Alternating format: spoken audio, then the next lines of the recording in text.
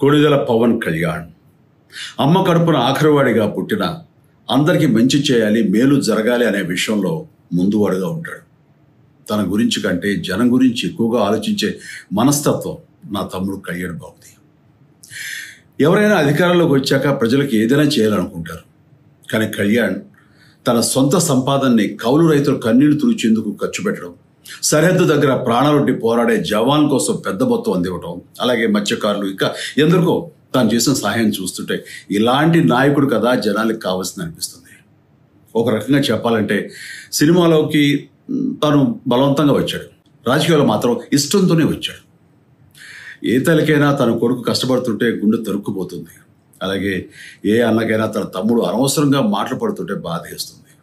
అలా బాధపడుతున్న నా తల్లికి ఈ అన్నయ్యగా ఒక మాట చెప్పాను. నీ కొడుకు ఎంతోమంది తల్లుల కోసం, వాళ్ళ బిడ్డల భవిష్యత్తు కోసం చేసే యుద్ధం అమ్మా ఇది. మన బాధ కంటే అది ఎంతో గొప్పది అన్నాను. అన్యాయాన్ని ఎదిరించకుండా మౌనంగా ఉండే మంచివాళ్ళ వల్లనే ప్రజాస్వామ్యం మరింత నష్టం అని నమ్మి జనం కోసం జన సైనికుడు అయ్యాడు. తాను బలంగా నమ్మిన సిద్ధాంతం కోసం తన జీవితం రాజకీయాల్లోకి అంకితం చేసిన శక్తిశాలి పవన్ కళ్యాణ్. ప్రజల కోసం, రాష్ట్ర భవిష్యత్తు కోసం ఆ శక్తిని వినియోగించాలి అంటే చట్టసభలో అతని గొంతు మనం వినాలి.